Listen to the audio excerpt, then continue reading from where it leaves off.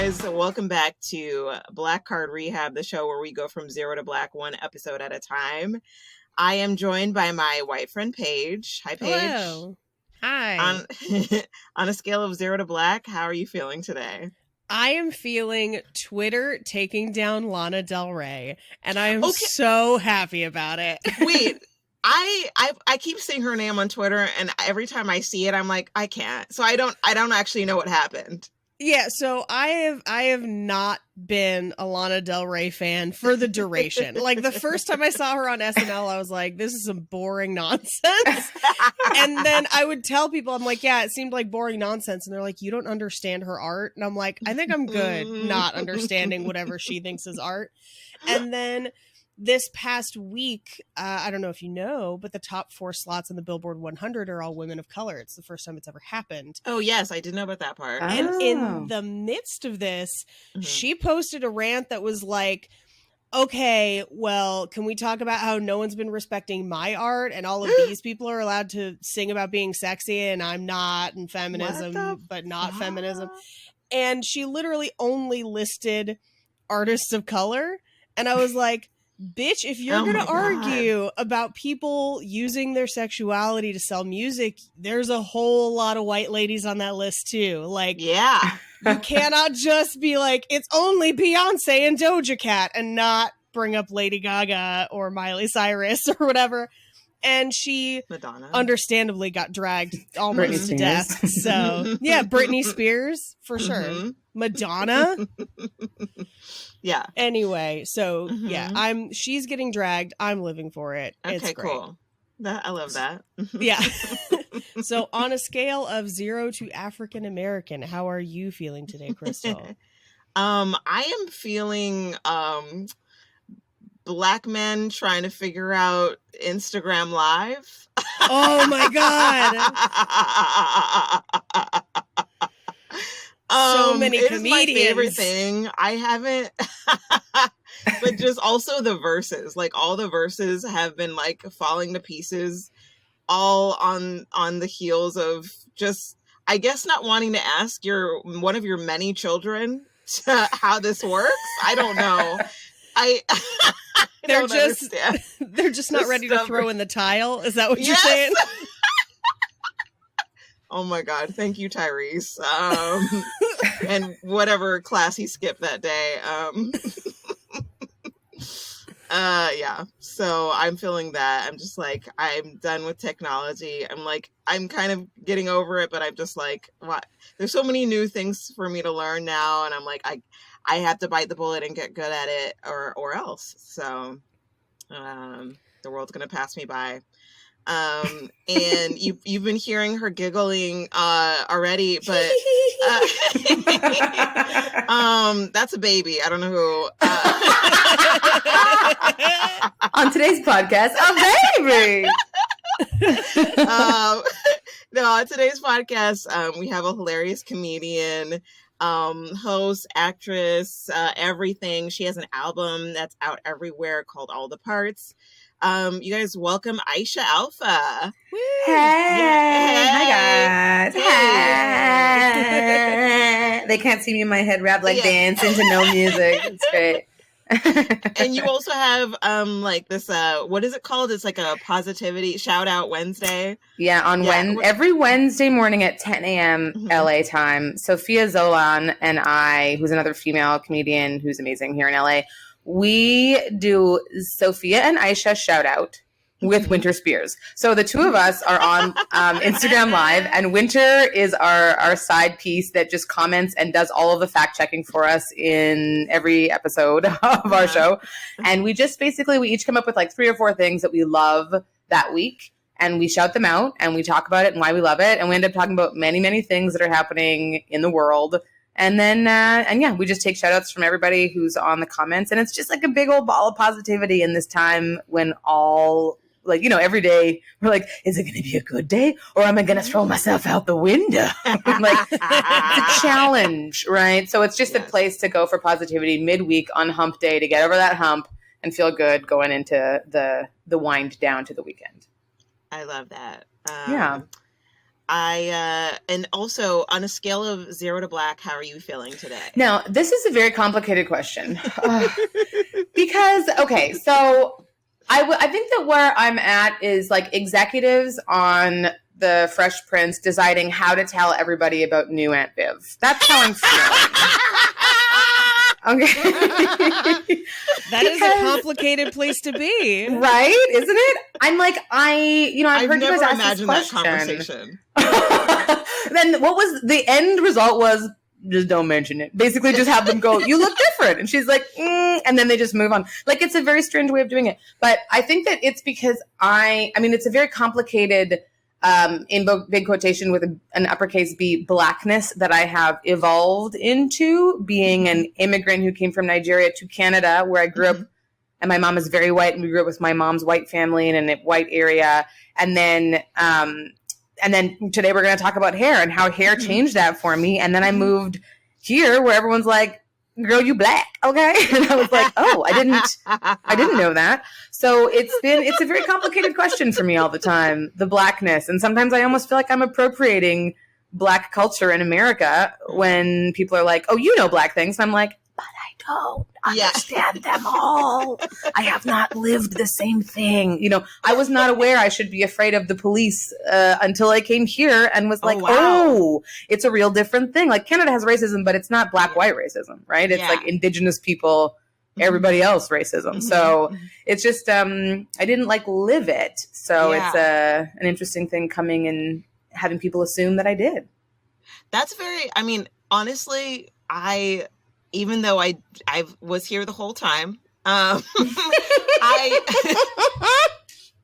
took a sip of my drink at the wrong time there. I almost spit everywhere.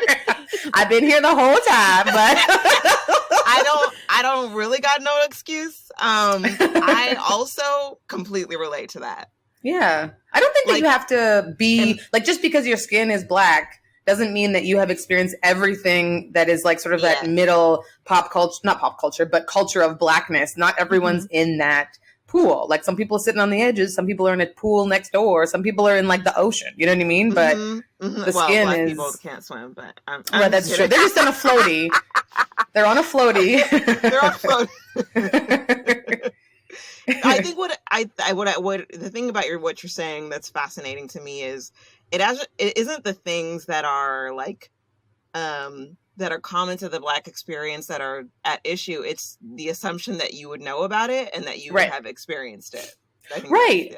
Black culture is this beautiful, wonderful thing, and it's more than a skin color. And I think that's what happens when people, there's this sort of beautiful cloud of culture and music and song and history and experiences, and people live somewhere in that or have some of that. Even if you come into it and you've never been a part of it, you sort of just pick it up because people put it on you in certain ways. Do you know what I mean? But there's also this whole thing of people culturally appropriating who are, let's say, a white person culturally appropriating black things. And I get why people want to do that. Black culture is dope, right? Black culture is amazing. It's I have a joke that starts off, black people make the world a better place. And that is just, from the outside and from the inside, something that's that's true. So I understand why people want to honor it, want to be it, want to be a part of it, want to steal it, want to take it. It's coveted, you know? And that's my TED Talk for this Saturday afternoon. Well, I grew up in I went to a very Christian school, and in elementary school, my music teacher decided she wanted to remix the song "Jesus Loves the Little Children." First of all, I love this music teacher right now. Remix, yo! She thought she was Pastor DJ Khaled, and Pastor DJ Khaled. Deacon Skrillex, and she remixed it so that when we got to each of the colors of what people are, we would do actions. And it was very racist. Yes. But it was so Okay, fun. wait a minute. Can we just go back to what I don't know this song, and I don't know that part. Like, what's the part where they talk about the colors? This is how it goes. Jesus 5, 6, loves little 7, 8. children. All the children of the world. Red and yellow, black and white. They are precious in his sight. Jesus loves little children of the world. That's the whole song. Okay. But when we said red, okay. We did a very racist Native American dance. Okay. No. I'm not even, you just imagine it, all right? Yeah, I'm imagining horrible, horrific things. Yeah. Oh, yeah. It's bad. Yellow, horrendous. Yeah. But when we got to black, we got to be gangster rappers, you guys. Oh my God. No. And what happened when you got to white? Just nothing. You just stood there and did nothing. They clapped on the downbeat. You don't even want to know. We became sailors. What? Yeah. What? Okay. Now I've got more problems with this. Absolutely. Maybe because they sailed across oceans and took over other countries. Is that perhaps what it represented? I was going to say, our most notable sailing venture was to enslave everybody else. Right. So accurate. We should have just pretended to steal things. Right. Yeah. But no, when we got to black, we were like, and let me tell you, I loved it.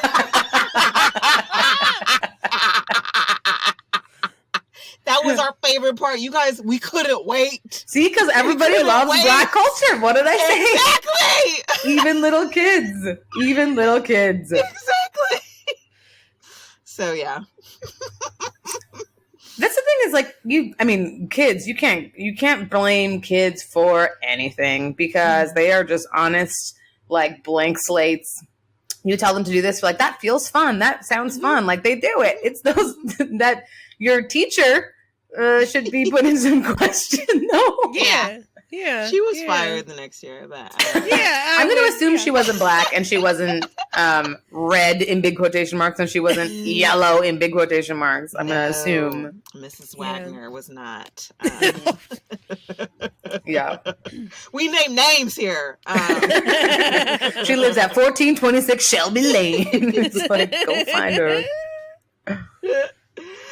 What are you going to be talking to us today about? I'm going to be talking about beautiful, natural black hair. Yes. Specifically, ladies' black natural hair. Okay. Awesome. Yeah. And we have had a hair episode before, but you have such a different perspective on it. And I'm really curious even what you said about like coming even closer to black culture through hair. Mm-hmm. Like that's fascinating to me. Yeah. So I'm mixed. So my mom is possibly the whitest woman I've ever met in my life.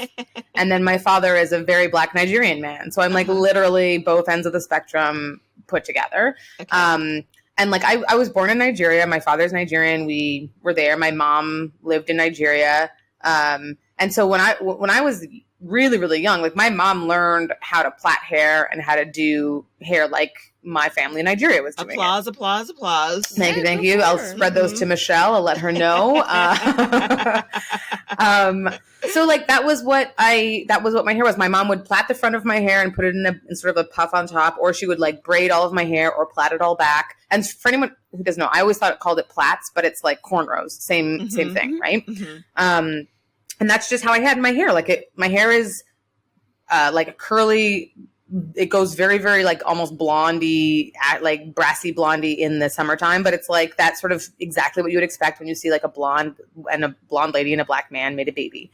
So, and I was like, great, wonderful. And then both my parents were studying to do their PhDs. So my father had left. My mom was with us for a long time, and then my mom finished her PhD and my dad was just taking care of my brother and I. And like, he didn't know how to do hair. He grew up with all brothers. Oh, shoot. Right. That's where the breakdown happened. Oh my God. And bless him, he tried. He used to do like pick out the hair once a week and have my brother like juggle and entertain me. And I was like, like I just hated it. So when my mom was away, took me to a black salon and was like, please help. We don't know what to do with her hair. I can't keep doing it. And they took my small, tiny little behind. I was probably like 3 or 4. and they put me in the chair and they relaxed all of my hair. And then when I was relaxed, they cut bangs. So I all of a sudden had bangs and relaxed hair. And my father, we called my mom when she was still away, and I was like, Mommy, I got bangs. And my mom just like instantly started crying. Yeah. Like she was just like, what? What happened? What's going on? Oh my gosh. So when she came back home after finishing all her like schools and stuff, she was just like, oh my God, like she was so upset. She was so upset with my father, but like he didn't know. He literally was like, I'm either going to shave it off or we have to go get somebody else to do it. So, but then we didn't do it again. So my hair went back to being curly and it was fine, you know? And then time went on, whatever. And all of a sudden I started becoming more conscious of how my hair was different than everybody else's. And I specifically remember being in like grade 3 and there was some kid in our class had lice. And they had the lice lady come to school and, you know, she brings a little chopstick and she like searches through everyone's hair. And then you have to like use that fine tooth comb to comb all the lice little bits out. And I remember her like going through everybody and getting to me. And I sat down and my hair at the time, my mom had unbraided it. So it was just like this big ball of like curls. And the woman like basically like took the chopstick and like stuck it in and was like, I don't know what to do with this. Like was like, I don't know. I can't look. And it was like, oh, I'm different than everybody else. Yeah. I'm not the same, right? It was, and I was the only kid who was Black-ish at all in my, in like growing up in most of my classes and maybe in all of my classes growing up, actually. So it was just a moment of being like, wow, I'm really different. And then I started noticing more and more. And I remember moving to a new school and every girl had straight hair that went to their chin and they all had the same kind of haircut. And it was like, that was the thing. That was the cool thing. And so I was like, Mom, I really, really, really want to have straight hair. And at the time it was just like hot combs, which did shit. You know what I mean? Like your hair just got like bigger and puffier and fluffier. So she finally took me to get my hair relaxed at a black salon. And then she, with the kitchen shears, and it was long, like it was like down, middle back, thick, beautiful, you know, and even when it was relaxed. And then she took the kitchen shears and chopped it to just above my chin. And That's what you wanted. That's what I wanted. That's what I thought I wanted. That's what I wanted. And as soon as she chopped it, I was like, oh God, no. Like, what have I done? And it was horrible. It was like a big triangle. Like it just went like, poof, and like came straight. It was horrible, horrible, horrible, horrible. And then it was like, I was chasing the dragon after that. Like I was constantly trying to like grow my hair out, but it was so brittle. Like I relaxed it from grade, I think 6. Starting in grade 6, what was I, like 11 or something? And then I relaxed it all the time for years and years and years, decades, until I was 30. Wow. Yeah. And so like, and I remember looking back at pictures and being like, my hair was so thick when I first relaxed it. It was thick. It was long. It was beautiful. It was like full. And then by the time I had done this for so long, my hair was like really brittle. Each individual piece is so thin. Yeah. It was breaking. It was just like horrible, horrible. And I mean, I also played sports, so my hair was always in a ponytail. I was always sweaty. I was always washing it like multiple times a day sometimes, which is just horrible, horrible for your hair. Yeah. And yeah, I just thought that was like, my hair is just going to be this thin, horrible hair because this is the only style that I know. And then I saw like a gray peeking out. One gray. And I was like, no. My mom went gray when she was super young. So I was like, oh my God, my hair's going to turn gray. I don't want to dye it and chemically relax it. So I've got to choose one or the other. And I was like, vanity took over. And I was like, I must have hair that no one can tell I'm my age. So I was like, okay, I'm going to start growing out my curls. And it was like this real, I mean, we all know for women and possibly for lots of men, like hair is such a big part of your style and your look. Yeah. And when, like, I had no clue what my hair was going to be. Like, I had no clue where I was going toward. And I didn't do the big chop, which in hindsight might have been better. But I was just like, I'll just grow it underneath and no one will notice. And, and I had those, like, wonderful but, like, really delusional friends who were like, it looks really good. You're growing your hair. It looks good. I look back at pictures now and I look like an aging rocker. You know what I mean? Like those old guys with like the scraggle bits on the end and it's like real puffy and like horrible. That's so and funny. It was just, like bad like the curls were tight underneath and then there was like the real witchy kind of like curls coming out. But I grew my hair out and it was this amazing transformation because I was also going through a lot at that time. I had just moved back from living overseas. I was like changing professions. That was when I got into comedy right before this and acting and a real like coming into my own space just in general. And I didn't think of the hair as anything other than vanity just to, you know, but all of a sudden people started seeing me as more Black. Interesting. And it was such a shock because it's not like I mean, I never really have even identified in Canada as like a Black woman. I don't think. I always say mixed because that's how I see it. And that's like in Canada, you can be that. That's a thing. And then all of a sudden I started getting asked to come out for roles that were like Black woman. And I was like, oh, interesting. That's me. And I was like referred to as like the Black comedian. And I just became Black overnight. And it was this weird thing where my identity changed and I had to like catch up and figure that out. Wow. But it was kind of a beautiful thing because I had never really analyzed my Blackness, for lack of, you know, better explanation. I'd never really, because of my all of my Black side of my family is all in Nigeria. So it's not like I spend time with them. Always was around my mom's family who are like, you know, farmers and hunters in rural Manitoba in Canada. All of my like friends that I grew up with in school and stuff, there wasn't a lot of diversity. So it was mostly white kids. And then all of a sudden I was being called Black and I was like, oh, I am Black though. I'm just as much Black as I am white. And I've never really thought about it. So it was like it was a really interesting transition period for me to go through that and then sort of step into that and think about like, what does it mean to be Black for me? And what does it mean? Like, does that change anything for me? Does that change my comedy? Do I, you know, do I have to fit into something all of a sudden now? And like, that was all just in Canada, you know what I mean? Where it's just very, like I was saying before, like there's just not the same Black-white racism that exists in America. There is racism in Canada. There is Black racism against Black people, but mostly it's Indigenous people that are, you know, that are oppressed and that are treated poorly. So yeah, it was just like a really weird time of figuring out who I was and at the same time doing comedies, which is an opportunity to figure out who you are and what you want to say and what your point of view is. When you were like, okay, I need to figure this out, was your starting point watching Waiting to Exhale?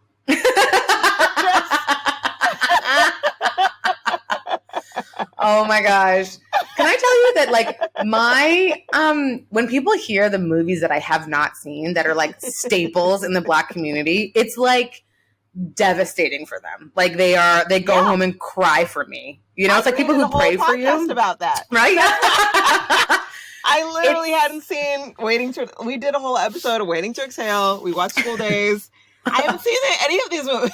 Yeah. Girl, I've seen what is it? Stella Got Her Groove Back? I have seen that. Stella Got Her Groove Back. I saw that in theaters for some reason. I have not seen any Friday. Is that what it's called? Haven't seen those. Yeah. Haven't seen those. Have not seen. Oh my God, what is it called? Spike Lee's movie, Do the Right Thing. Have not seen that. I haven't seen like any. Have you seen all the Fridays? I've seen the Fridays. Yeah.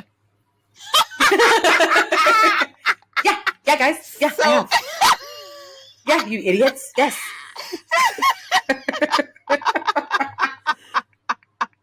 I've definitely seen like 1.2 of the Fridays. I know for sure I've seen all of the first one, and I'm pretty sure I've seen the second one too, but I saw them on TV.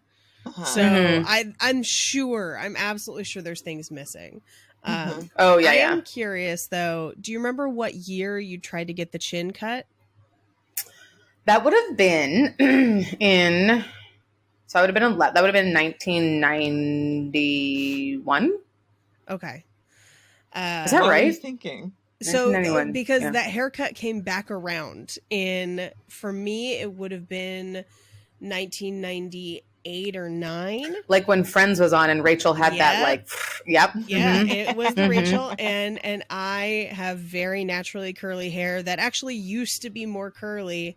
but after years of straightening is not as curly as it was. And I tried to attempt that haircut as well, to similar results, unfortunately. Right? It's not. It does not work for anybody who has textured hair that is not like silky smooth. Yeah. It literally only works if you have literally like shapeless, thin, straight hair that you then have to curl to make it work. There's a very few hairstyles that I could pull up now, interestingly enough. If I ever do straighten my hair, it's like long and luxurious and will hold a curl and will do anything you want. I'm like, really? This is the best of all the worlds I've ever wanted, is when I just grew my hair naturally. Yeah, it's not. It's like, but yeah, so all this stuff happened in Winnipeg. I don't know, and people don't know where Winnipeg is, but it's like Minnesota, but like that. It's just above Minnesota in Canada. It's like that's where we used to go to Minneapolis to like go to the big city and go shopping. That was our big thing. I love Minneapolis. This makes me Minneapolis. So happy. It's such a good city in all. I'm like also city. Prince came from there, so it can do no wrong at this point, right? But like it's Manitoba, where I grew up, is like all farms. It's totally flat. There traditionally was not a lot of diversity. Now it's changing, but it was a lot of like, white working farmers and stuff. And that was sort of the feel of it. And then after a couple of years of being in my comedy career and stuff there and my acting career, I moved to Toronto, which was a total eye opener because it's so diverse. It's like amazingly diverse and everyone's mixed. It's not like the Black people live here, the white people live here, the Asian people live here. It's like everyone's everywhere, which is delightful. And I remember being there and literally like people who looked like me were walking past and I was like, like I was like so excited to see people who look like me. I had never been able to talk to anybody about like being mixed. I'd never been able to talk to anybody about like hair stuff, about anything. And if you know Black women at all, we love to talk about hair. Yeah. Right? I was like, I think I told you, Crystal, when I was coming through the border sometimes, when I was coming to LA to do comedy, one time I went through and the woman didn't even look at my passport because she just was like, girl, what are you using in your hair? And we talked for 15 minutes. And then she was like, go on your way and good luck with your shows. Like she was just so cool. But I was like, this is only a Black woman with natural hair experience where like you talk to people, like everybody wants to exchange information about the products and all this kind of stuff. So you hear that, drug traffickers? You want to send some drugs to the border? you better get your natural hair on point. You better get on this coconut oil and Amazonian clay. You better right. Oh my God! I just found out that Diva Curl there's like a class action suit against them because people were losing their hair, and that's what I've been using forever. Oh my God. I know. Really? And I'm like, I lost a bunch of hair in the front, but I think also because I was like in pregnancy, that happens to a lot of women. But now I'm like, but maybe it was Diva Girl. Was it my baby after all? There's a ridiculous, like crazy white hair product that was literal chunks of hair. Like there are pictures of people going like full on bald from it, and they still sell it on TV, and it's the best thing in the world. It's crazy, and people need to stop, crazy. Putting crazy chemicals. But in it's their like hair. people like hair is that's what lets you know hair is such an important part of people is that they will spend a lot of money and they're willing to like put anything in it to get the result they want, even if it's like there's a chance it could make you bald, but they have those like. Side effects could make you go bald, make you like suicidal. And everyone's like, I don't care. Let me try it. If I'm going to get good curls, give it to me. But yeah, that stuff has happened to me in an airport, like especially when I would go to Atlanta. I remember the first time I went to an Atlanta airport, it was just like TSA after TSA, like, oh, I like that. I like the twist, girl. Like, I love that. I know. People don't like going through airport security. And I'm like, that's where I have great conversations about hair. And I love TSA, like the people who do all the security stuff, because they might be in their uniform that's horrible and unflattering and stuff, but everyone's got good hair and good earrings. Yes. Am I right? I'm like, every time, good earrings and good hair. And good manicures. And like, if you have to stick your finger up someone's butt, you're going to lose one of those nails, but it's fine. They will still have them. Whenever I fly home, I fly through Oakland because that's our nearest airport. And at Oakland International, if you get pat downs, I have more than once gotten a little bit of a nick from somebody's nail. And it's my fault for wearing underwire bras through the x-ray, but like I just kind of have to be prepared for it at this point. Oh, don't pretend like you don't put them on purpose so you can get those pat downs and get those nails all over you. It's just nice to feel wanted. Right? Oh, man. So you're in Toronto, you're seeing people that you've that look like you. And do you start going to a salon at that point? Like, how do you start I wasn't really doing much with my hair then. Like, so I had finally grown out all the relaxed parts. So it was really actually all of my natural curls. And I was like, just trying to figure out, when you move from one city to another, the water changes and the air changes and all that kind of stuff. So it's like relearning your hair every time you move. So I was just trying to learn which products to use. And I don't think I got a haircut the entire time I was in Toronto, and I lived there for like 3.5 years, not a single haircut. Because I was like, I want long hair, and was not taking care of the ends or anything like that. But it was amazing. Like going to Toronto, it was the first time I'd talked to people. I was like, I'm not going to be, different or special there. But all of a sudden I felt way more special because I could relate with more people. And also everyone was like, good hair, girl. Like we would have those conversations. So I felt like in something. But then I moved to LA and and that's the end. No, then I moved to LA and so many things happened. So I have a whole bit about it in my act, but legit, I became Black, like with a capital B. Like it was, I stepped off the plane and all of a sudden it wasn't just like, people are like, oh, that's the Black friend. Like all of a sudden everyone was like, what we've been through, what's going on, all these movies, all these songs, all the beefs for like, just like, everything. And I was like, my agents who were here were like, we need you to like write this for this show that really wants Black points of view and perspective from America. And I'm like, that I do not have that though. Right. Like I'm like a Canadian who grew up with like her mom's like French Canadian family. Like it's just not at all the thing you're looking for. And so I would write stuff, but I really felt like I was like culturally appropriating shit because I'm like doing research to write from my perspective, which what you know what I mean? It felt really wrong. And eventually I just said to them, I wrote them this long like email where I was like, I just want to explain to you guys who I am and why this feels awkward. And then I told them everything, and they were like, so you don't want to do Black things. Got it. Okay, move on. And I was like, oh God. Rude. But, I mean, they, in all fairness, they just didn't really understand, like a lot of people don't, that I wouldn't have that, that I don't have that perspective being in Canada. Like, it's just a different thing. Yeah. And just like some people in Canada do have it. I just didn't. You know what I mean? I just was not part of that. Then also the whole learning like your hair again, I moved to LA, and the LA water, dang, it is harsh. Yeah. My hair went from like, I was growing a nice big fro, and then I came here, the air is different, the water is really different, and like broke off to half its size. Like I had a little like boy afro, like I was like the Michael Jackson, like Jackson 5 afros from back in the, you know what I mean, like those like real close to your head ones, and I hated it. I was like, I've been trying to grow my hair for so long, and then I found Michael Jackson that I'm allowed to listen to because he was still okay innocent. back then. I know all that stuff about like when artists do something bad, are you like, what can you do? Like the music was still good. The music was innocent. You find the date of the offense. Any music that was made after this date, you got to take it off your Spotify. But other than that, yeah. So I love that. But yeah, so I being here, it was like a real experience of like really learning about Black culture in America because people assumed I knew it. And so I did research, more and more research. My husband, who is a white man, spent his whole university career studying Black history. And he has a whole, I know. I mean, like, he's like, he knows so much history, so much Black history and like civil rights movement.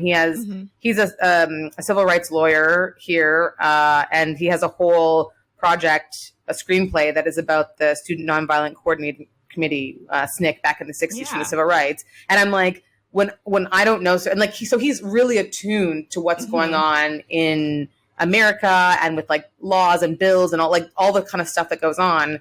And so I'm learning, ironically, I am learning about certain parts of Black culture through like the eyes and experience of my husband and his work. So Are like we the same person? Right.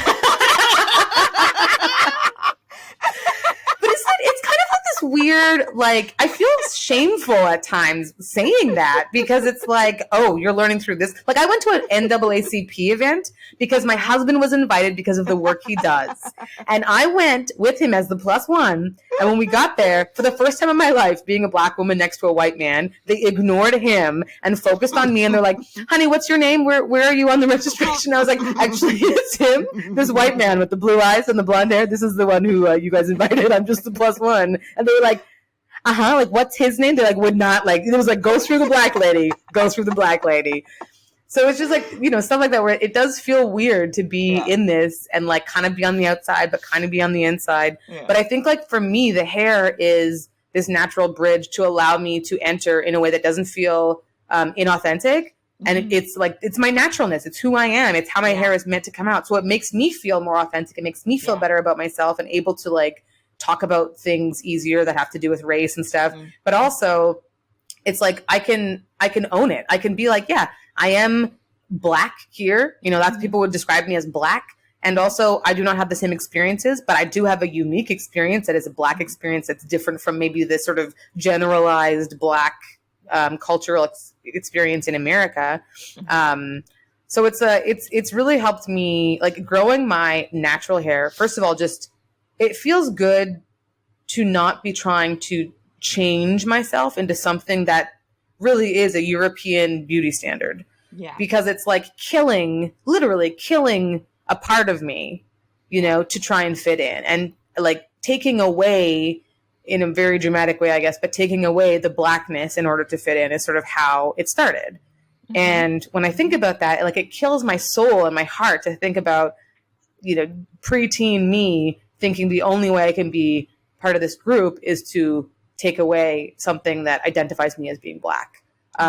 Also kills me because I had such good hair. Dang it. Like, why was I hiding that? You know what I mean? I'm like, it is good curls. I will tell you what. So it's just like, it's a really sad thing when, I mean, every woman and man and everybody should be able to do their hair how they want to do it. Weaves, relaxer, whatever. And also, in addition to that, it's sad for me to think that there's a time and there's places still now where, like I've been told in an audition when I went with curls, I've been told, you shouldn't come in here looking so unprofessional.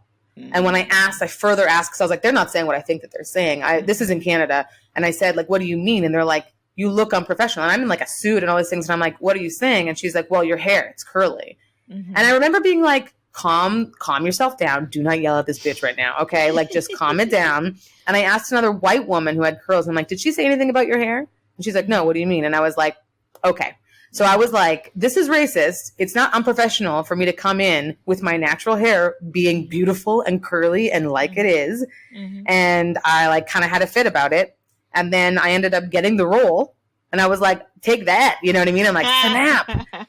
But then they were like, would you mind straightening your hair? But I was like, you know what?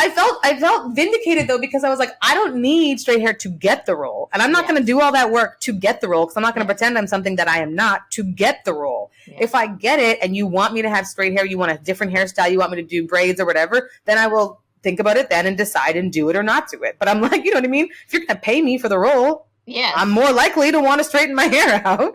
But I'm sure as hell not going to do that because it makes me look more professional and will help me get the role. I was like, that's bullshit. You know, you can't tell a Black woman that her hair, like all the stuff about kids in schools being told they can't have like dreads, they can't have curls, they can't, like, I'm like, that is so racist and no one's calling it, well, people are, but like, they're just not calling it racism. The school's not like, you know what, we'd like to be racist and tell you that's not allowed. Like, that's what it should just be. Put that out there. Anyway, that's my rant for like I feel like I just keep going on these rants, but I don't mind. I think there's a lot connected to hair and holding people down and making people feel less than when it comes to hair and hairstyles because white lady hair, there's never an issue. Yeah. I don't know any issues with white lady hair. I don't know anybody getting kicked out of places because their hair is something, you know. So I don't understand why that would happen for specifically for Black women. Yeah. I mean, I think like one of the things that has been like such a revelation to me, and well, I guess I should take a step back. The first person who told me I should go natural was my Latina, former Black Panther advisor in sociology in college. Oh, snap. Okay. She gave me a whole article written by, I think it was like a Malcolm X article about like natural hair. And did you have your hair relaxed at the time?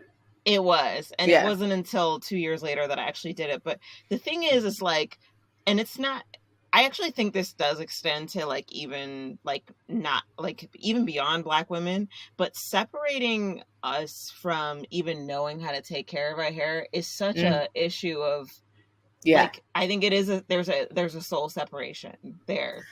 Absolutely. That's such a good point, that like even just knowing how to care for it, it's like caring for your body. You know, like we know when I get out of the shower, I put lotion on because that's what my skin needs. I know that like how to wash my face because that's what my face needs. I know how to like, right now I'm breastfeeding my baby. I know how to do my breast health. You know what I mean? Like things like that, where with hair, it's like, it's not cool. It's not good. There's a problem with it. There's a, you know, if you want to change your hair, the amount of women who are like, oh, is that yours? Oh, like, it's like, that is none of your business. You come up to me and talk to me about, are your breasts real? Are your eyelashes yours? Yeah. Or it's like, you know what I mean? Like, this is style, this is fashion, but it's also like a personal connection. A personal also connection for me, like directly to my roots in like Nigeria, in Africa, where that's how my mom used to do my hair, like with the women in the village, how they would do, like, that's just like a traditional thing. And then to be like ripped away from that. Mom? Right? Can you imagine? So this is back in the day when like there was not all this, you know, international travel. There was not all this like FaceTiming and whatnot. So where my father's family lived, they had never seen a white person. Like they used to call me, when I would go there, they used to call me white because they thought I was like legitimately thought I was a white person.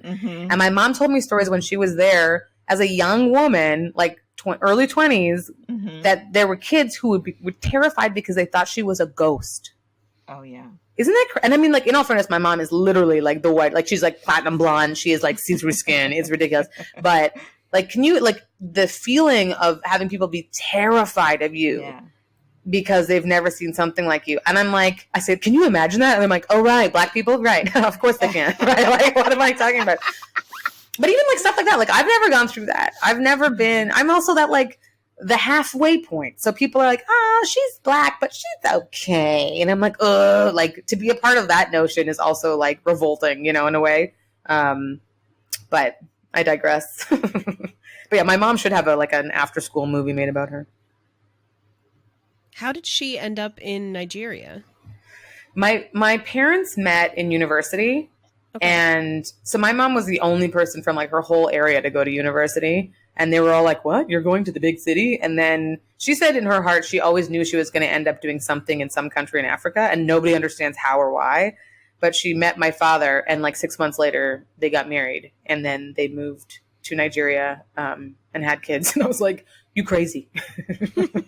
Can you imagine though, like you're 19, just being 19 and going anywhere to get married is like, that's foolish. But being 19 and like my mom's family did not want her to marry a Black man. My dad's family did not want him to marry a white woman. Like it was like, they really fought against all of the currents to get to what's going on. And they're still married today. It's like from 1973 to now. So they did something, right? Yeah, it's kind of nuts. I was talking to my dad about washing hair, and like I don't even remember why, but I found out that my dad has never washed his hair. He's never put shampoo in his hair. He's like, once in a while I've gotten soap in it, like a bar of soap in it, but like he's never shampooed his hair. And I was like, that's amazing. Yeah, my co-host on my other podcast doesn't wash his hair either. He uses apple cider vinegar every once in a while. Right, yeah. It's just to cleanse the build. Like, I'm like, I use product in it, so I'm like, I gotta cleanse that at least out. But yeah, I do a hair wash once a week. And then And my husband knows. He's like, it's the weekend. Are you going to do your hair wash? Should I take the baby for a walk? Like, I'm like, I'm going to need some time, you know? That's so funny. Yeah. It's a process. Yes, it is. But now I've learned my hair. It's growing. It's so long. Pregnancy helped a lot because the front, like all these baby hairs, all of this like balded essentially and is now growing back. But the rest of it, it's like long. It's like so long right now. It's crazy.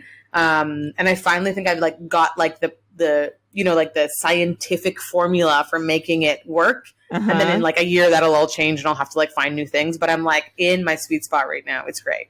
Oh yeah, Black women are chemists right now. Like if you look at Pinterest, like the ingredients, I mean, my friend's actually talking about like, you know, trying to create her own products, and I get it because it's like this weird. Right now, we're in this weird place where it's like the capitalist nature of America is just like finally discovered this as a profitable, I know. Right? And so they're starting to take advantage of it, but it's like, okay, so, you know, the new products that are on the scene, like who can be trusted, who can't. It's like, you still have to experiment.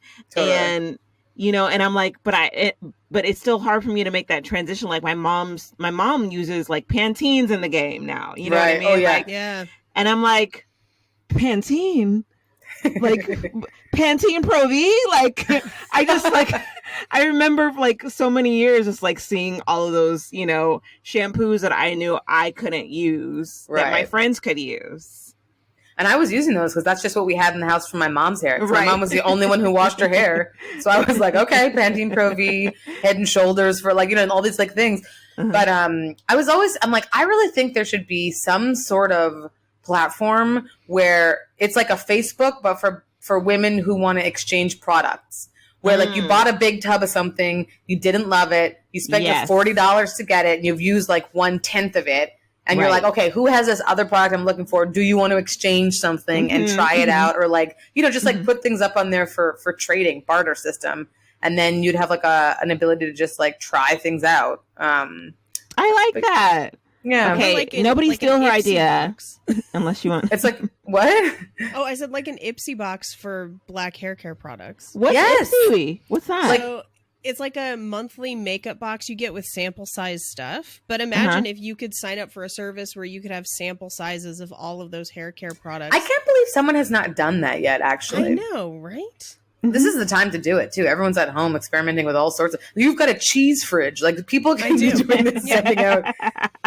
Yeah, I think it's a good because you don't know until you know. Even like I went to go get my hair cut for the first time in so long when I was here, and I was like asked all my girls who had really good curly hair where they went to, and every single one of them said, "Okay, he's crazy expensive, but he's the curl guru, and his name is Shy." I know exactly what you're talking about. Yeah, and it was like I was like, okay, and I was having a really hard time because my hair was just getting shorter and shorter, and Josh, who's my husband now, boyfriend at the time, was like, okay, I see that this is affecting you. Like he's the most beautiful man ever. He's like, this is affecting you in a real way. For your birthday, I'm gonna get you an appointment with this guy. Oh, that's to get so like an initial right. Oh, and I called, and they're like, okay, we can get you in like 6 months. And I was like, what? Damn. So we made, and to make the appointment, you have to leave like $175 or $150 deposit to make the appointment. And I was like, oh snap. So I did that, and then someone canceled and I got in earlier. But like, it really shifted everything for me. Like he gave me new techniques and new products to try that worked. And it gave me this like confidence, even though my hair was like still that short little like Afro bob. I was like, look at these girls bobbing. Like I was like, look at me go. I was shining all of a sudden. I felt so much more confident. Like I felt sexy for the first time. I felt like good in my skin. And I was like, I'm a black grown ass woman who looks good in her natural state. Like I was just like feeling myself. Yes. Yeah, it was really, and then like, you know, I can afford to go to him maybe once every year or 2 years, but then you feel like amazing when you do it because it's worth it. He knows the hair. He cuts literally one curl at a time, dry curl cut. And it takes like a gazillion hours, but it's like amazing. So yeah, I just think that there's like, it's been it's a transition for me that's taken me from like not thinking about race at all and not like knowing about it to being aware of it and then to being in it to the point where now I'm noticing things like the other, I'm like, I notice now that I grew up not seeing anyone who looked like me on TV. That was never a thing that was even in my psyche. I notice now when people like say things that are essentially racism, like clouded in talking about style or hair or whatever it is. And I'm like, that's racist, actually. I'm like, I notice those things. And now I have like a feeling about it because it feels like I'm not only seeing it, but now I'm knowing it's actually personal to me as well. And now I have like a real point of view about it. That is like, it feels empowering. It feels like I'm now not just on the sidelines watching. I'm like actually a part of this thing that people always assumed I was a part of. Right. So yeah, it feels good, and my hair looks amazing. If I do say so myself. I first of all, I agreed. Second of all, I'm really here for these non-Black men and Black men, for that matter, stepping up and like supporting Black women in their natural hair journey. Yeah. I've been TikToking recently. These white men are twisting their Black women's hair. I am here for it. That is foreplay if I have ever heard of foreplay. I was like, oh, that's how the babies are coming. Because, wow. Can I tell you like way too much information? When I have silk pillowcases, as you do as a Black woman, and whenever we do anything that's like getting down and dirty in the bedroom, my husband puts out my silk pillowcase to make sure that my hair is protected while we're doing the nasty. If that's not love, I do not know what is. Okay? Oh my God. Right? That's beautiful. Hot. He is a Hot, keeper. hot, hot. Sexy, sexy, sexy. Yes, yes. Honestly, it's so funny. I'm going to tell him I told you, and he's so shy. He'll be like, "Oh God, oh dear, oh dear." It's lovely. Yeah, but all that to say, I'm like, hair is there's like the musical Hair. But it's about like hippies and whatnot. Someone should redo and make hair, but make like the Black version. You know what I mean? How Groundlings does movies, but as the Black. Have you guys seen that? How they do the Black version? That's my favorite show of the Groundlings. It's so good. They need to do that. Someone needs to do that as the Black version, and it's hair and it's women's hair, and just like the plight of a Black woman and all the hair options and the stuff that goes with it. Yeah. What's that play? Like 5 hours? Yeah. It's like that new Harry Potter one where it's like 16 hours and you have like a dinner break and then like a lunch break and then everything. You just come back over and over. Yeah. It's but it's true. It's like a lifelong thing, right? Like I'm like, one day I'd love to shave my head. One day I'd love to have a weave because I've never had one. One day I want to just like wear wigs all the time. Like Black women, we get to do it all because that's just the thing. I mean, everybody can, but it's like part of the culture really is like Black women's hair. So I don't know. It's exciting. I've only ever had what my mom has done to my hair. Now I have a whole new world of things. It's great. It's great. Well, before we end, I want to ask you, like, what's something in Black pop culture that you were like, I do need to watch this or listen to this so that I can, you know what I mean, understand? And like, what were your thoughts on it when you did? There's a lot of things that I haven't watched or done or seen or read. There's like Ta-Nehisi Coates. Is that what it is? Ta-Nehisi Coates? Oh yeah, Ta-Nehisi Coates. Mm-hmm. Ta-Nehisi Coates. I haven't read any of his books or like short stories or anything, but I feel like I should. I think that like I really liked a lot of Toni Morrison books, and I mean, not that that's like popular Black culture right now, but I think it gives a real insight into like the beautiful mind of a Black woman who, and the way that she writes and talks about things is just so. She's also an anomaly in a beautiful, wonderful, like unicorn way, but just seeing things from a different perspective in that way. One thing I would really like to watch is Roots, and I still have not watched Roots because I feel like that comes up, even though it's like from the 80s, it comes up so much, and just like there's references that are based on references that are based on references from that that I would like to be aware of. And just, like there's so much pop culture as far as like music and movies and stuff that I just didn't grow up listening. I grew up listening to West African music and Motown. Okay. Like, Motown I get and I know. And I've been to the museum and I sang and I did all the things. But like hip hop and stuff from the 80s and 90s and 2000s and even into now, like I don't know all the people. I know one or two songs, but like knowing all that, like those references is important, I think, in certain ways, which sounds superficial maybe, but it's not. Like, that's part of what people are talking about. So I think basically what I need to do is like take a Black history course and then take like a modern Black culture course and then like just ask some of my friends to give me like, what are the 3 things I need to look at, you know? Well, okay, this is going to be fun. Paige and I will give you recommendations based off of episodes that we've had previously. Yes. Yeah, I'm going to write them down. But I do want to say, after you watch Roots, so one of my favorite comedians is Hari Kondabolu. Oh, so funny. Love him. So funny. After you do watch Roots, I do highly recommend like YouTubing his joke about the movie Roots. Okay.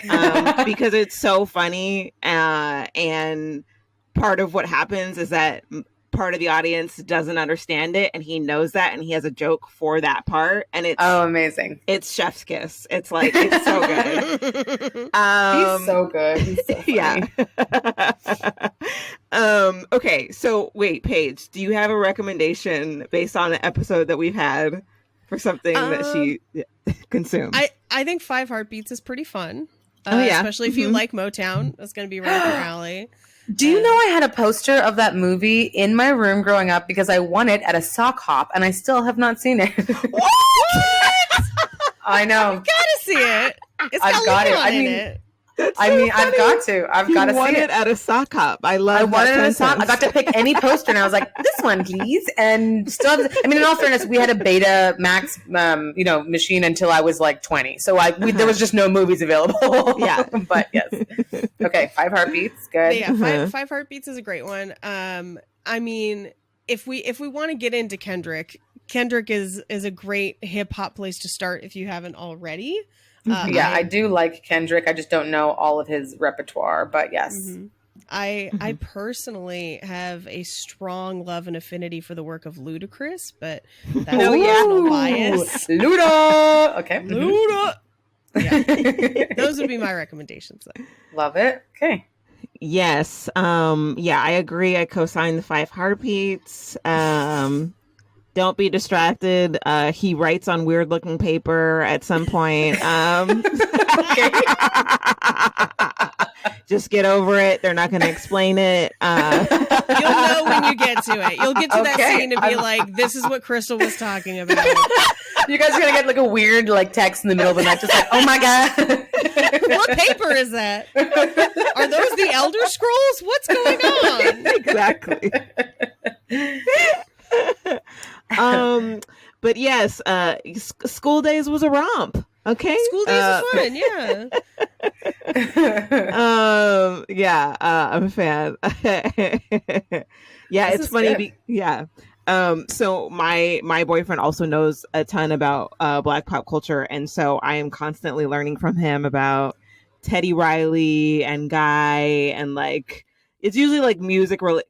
The Teddy Riley Babyface thing. First of all, Babyface. No wonder he's called Babyface because damn, that guy has not aged a second. He has not aged a day. Him and Angela Bassett, even with coronavirus. Crazy. But like Teddy Riley, people were like, "Oh, Teddy Riley and Babyface," and I was like, "Who's this newcomer, Teddy Riley?" And I was like, "Oh, I'm wrong.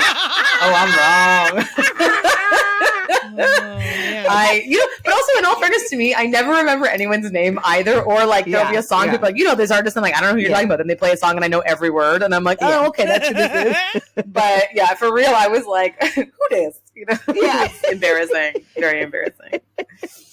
Oh, that's so funny. No, I'm like, like if somebody references a song or a person, I'm usually like, oh, I remember the first time I pretended to know who that was.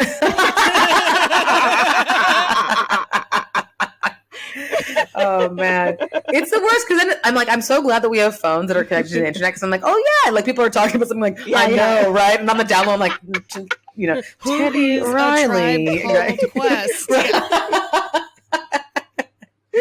It's too funny. Yeah, sometimes with my boyfriend too, I'm like, if I don't know something, it's like, I'm like, wait, am I supposed to know it because I'm Black or because I'm American? I'm not ever right. sure.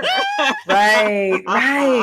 People sometimes think this is one of my the thing that's kind of nice because I came from Canada. People are like, oh, maybe you didn't have that in Canada, and I'm like, yeah, that's right. We didn't have roots in Canada. Couldn't get, never heard of it. Oh yeah, Roots is a clothing store. I don't know.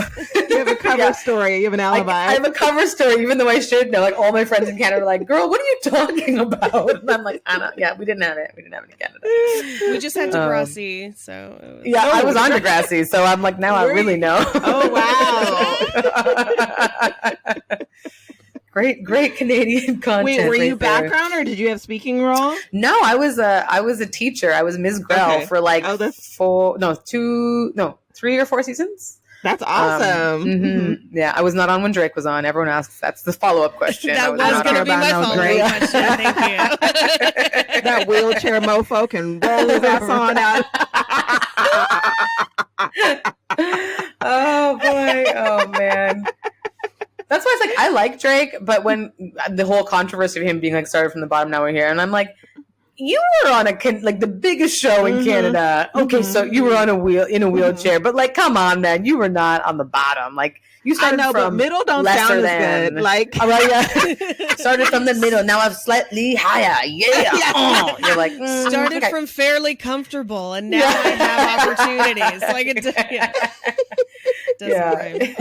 So funny. Doesn't rhyme. They had that originally. Like, Drake, we like it, but if you could just change that one line a little bit, it would just have more flow. You know. Oh man. But I do like Drake, I must say. So seriously. Like, I know. So I don't know why. I think it's because he takes himself very seriously. And you're like, just chill a little bit. You a soft. Give us a hug. Yeah. That's why fat girls love Drake, though. That's like a thing. Why? Yeah. Okay. So I'll break this down for you. So he did a song with Nicki Minaj called Only. It's Nicki Minaj, Chris Brown, and Lil Wayne. And Drake, and Drake's verse has a section that says, I love my girls BBW, the kind of want to eat some lunch and then the kind of want to suck you dry and then eat some lunch with you. And ever since then, if you meet a chubby girl and go, do you like Drake? Every time. They're on board. They're like, yes. Every time. Do you know that line? Yes. Where I have like a craft group of also chubby ladies, and I remember one time bringing up Drake, and all of them, all white women, were like, yeah, of course, I have all his albums. What are you talking about?